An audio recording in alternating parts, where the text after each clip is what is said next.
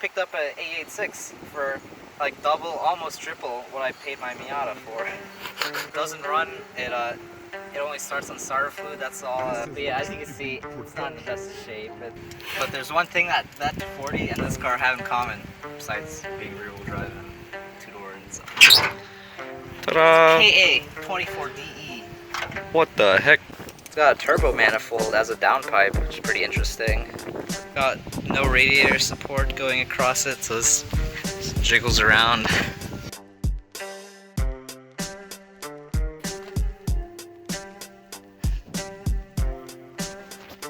Only one seat is bolted up. Halfway bolted up. Some pretty cool gauges, actually. The wipers are going. What the heck? Maybe that's the switch I was messing with. Hey, it has wipers. What the? It just turned off. So I was gonna disconnect the battery and I saw this K&N filter. And then open it up. Brand new filter. Brand new. Dang, this thing's getting a better deal every day. This is like, what battery is this? What's it called? Odyssey. Odyssey. Those are pretty lightweight batteries. And I was thinking about getting that for my Miata for like about $100. So actually, if you buy like a regular battery at Walmart, it's also like $100 or something. So there's no point to not buy that, but it's smaller also. Yeah, but it's gonna have a lot of electricity use anyway. So I just bought a lot more battery for my Miata. How many terminals are just chilling there? So disconnect this. It's finger tight, I like it.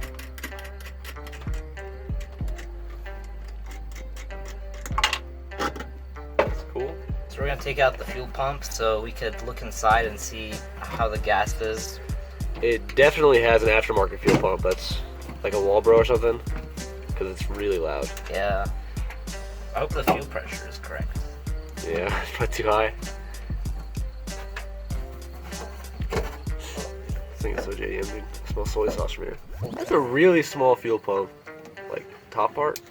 Yeah. What if it's not the fuel pump? What if we're just idiots? But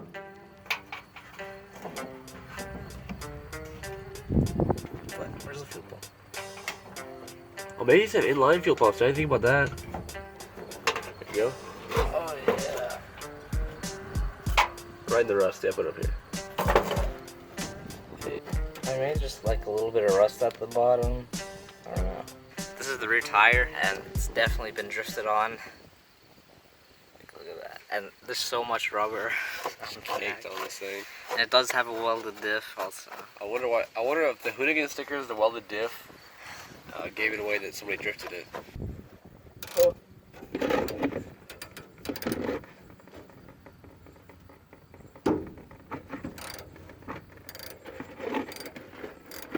Always wear eye protection, because if gas gets in your eyes, then you go blind. Looks like sweet tea now instead of the pineapple juice in my Miata. Oh yeah. Oh yeah, bud. So we just dumped a bunch of water through the gas tank. We're letting it dry out now. I was looking underneath where the fuel pump is. And yeah, look at those fuel lines, it's all cracked and everything. So we're gonna take them off and put new ones on. So we were checking around the fuel system, and it has a KA fuel filter, which is pretty nice. And the way it's mounted, It's not very nice. it's got a zip tie to hold it on. So we realized this isn't a Miata, we can just take out the gas tank. Heck yeah. That's pretty straight. What is that hose clamp? That's for the fuel pump, Oh, that's what held it on? I guess. That's a little hack. It works though. There's like a rubber thing too. I didn't get this off. That tank, that's how the tank probably has some more fuel slash gas.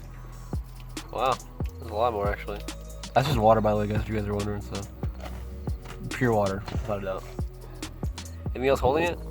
Something on the other side. Finally got this out. Just had to disconnect the evap thing and then like the return line.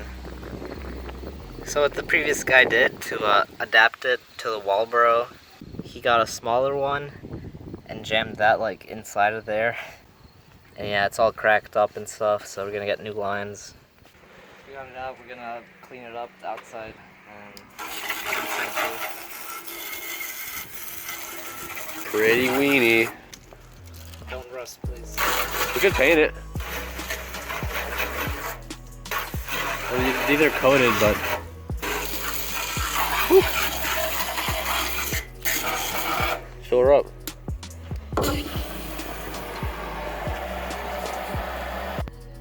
We went to AutoZone real quick and we tried to get some fuel lines that fit, but they didn't sell the ones we wanted. So me and Nina were thinking that the fuel pump might have been just drawing air, because like that doesn't hold at all. And when I pulled off these lines, it was completely dry.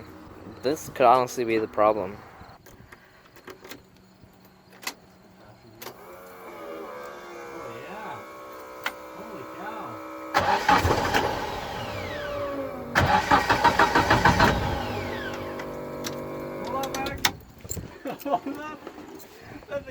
Just pump it all? That needs some power.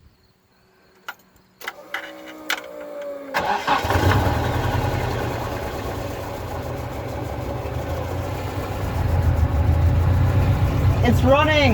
Running. Back over to work? Yeah. Wow. We're a breath.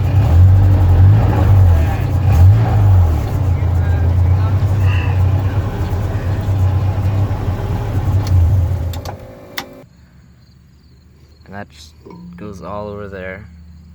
And the proper sized one is a lot more snug. So we'll get some new ones, try to get some adapter barb fitting thing. If you use the wrong size and just tighten the clamp real hard, it'll just really damage this, and I don't think it'll last very long. So I got some brass fittings and some properly sized fuel lines, Teflon tape. I try to make it proper.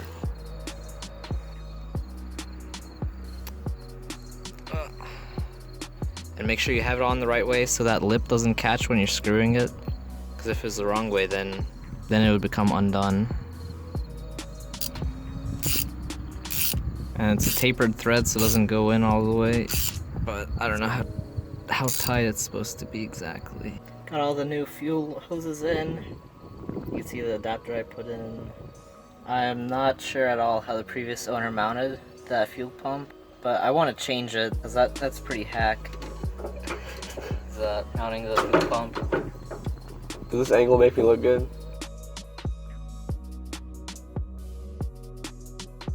I finally got this fuel tank back in place. It was really hard because these straps, they're not adjustable or anything, and like a lot of pushing and stuff falling into your eyes, and it's really close. Oh yeah. Yep, my pin's in, you just Something like this. slide that meat rod in there. Got both the pins in and they're secured pretty good. So we just gotta reassemble this gas gauge and stuff, which doesn't work, I don't think. And after that, we'll put in some fuel and Go drift. start it up. See how it drives. Yeah.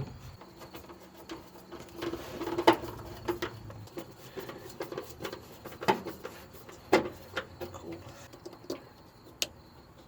Fill her up. I get your paint kind of wet, man. Oh no, it's perfect.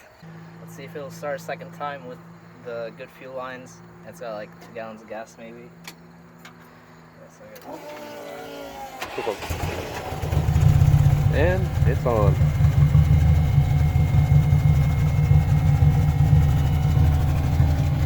What a trooper. Probably needs to be run for a second to clear up.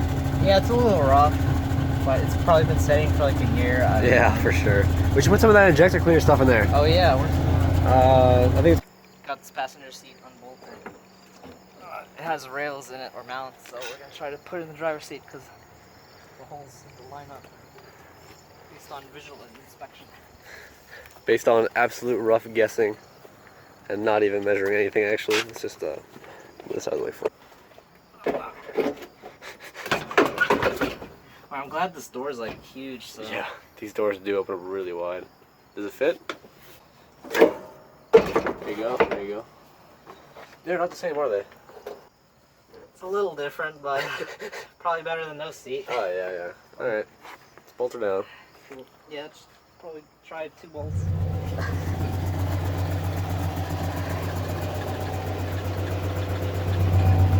That thickening is an exhaust leak, I'm pretty sure. So it's idling pretty good right now. It's idling really smooth at 1,000. It's just I hear exhaust leak making it sound like it's misfiring.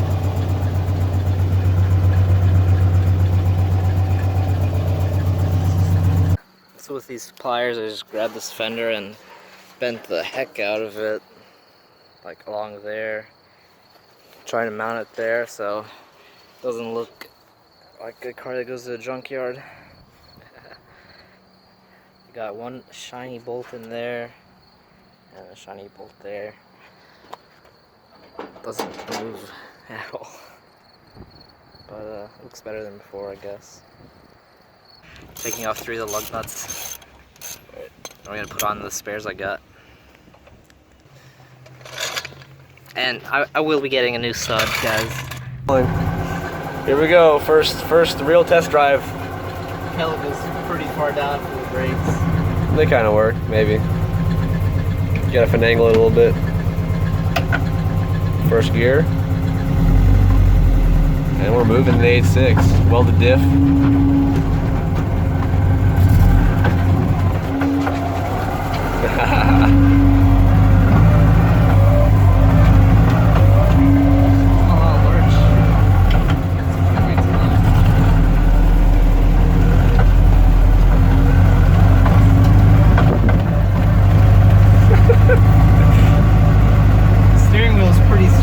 Yeah?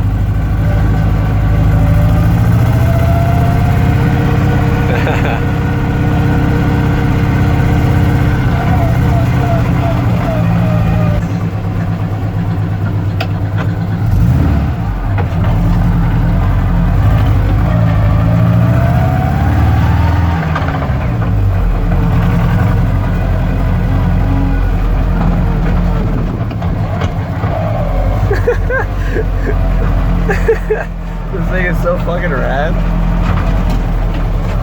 Just park it right here. Don't even bother trying to back it in. That's good enough. You cut it off or leave it running? I'll turn it off and check some stuff around it. Well, that's pretty interesting. That's an experience, wasn't it? It's like so raw. You hear everything. I have no idea if like all the noises it's making is supposed to be like that, or if it's about to blow up. Probably both.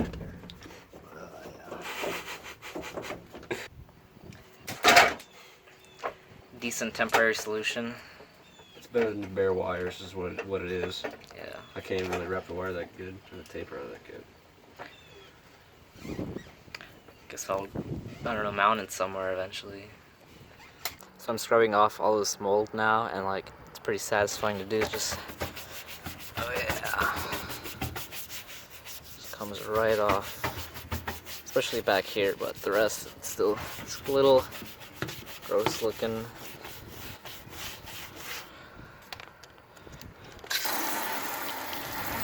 Wow, look at that. Hey, that's pretty good. It's quite cleaner now, actually. Wow, look at that.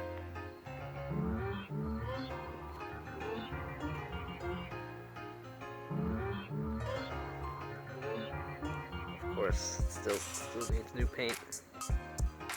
I think I'm gonna peel off all that now. That's gonna make a bunch of stuff fall down, so then I'll just vacuum the whole interior. Okay.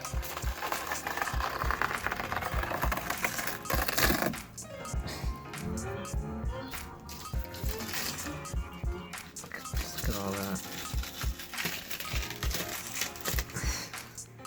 The adhesive is still like sticking to it. But you see where it didn't fade from the sun, it peeled off nicely. Well, I was planning on putting some fabric over the whole thing anyways. I mean, I like how it looks better already, even with all that, I don't know, residue left over. You can see that's so many cracks. About halfway trying to vacuum it just real quick so it looks a lot better.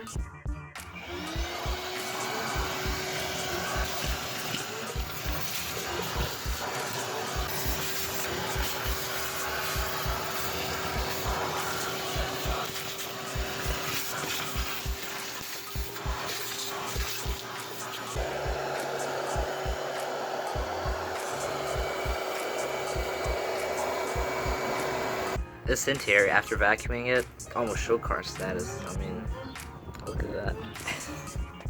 As for my plans for this, it's too much to list. Everything is pretty much going to be touched. I think I want to paint the interior white because it looks really clean and stuff. Bucket seat, steering wheel, maybe some door cards. Need a bumper. So like this video if you enjoyed it, and subscribe to keep up to date with this build. Thanks for watching.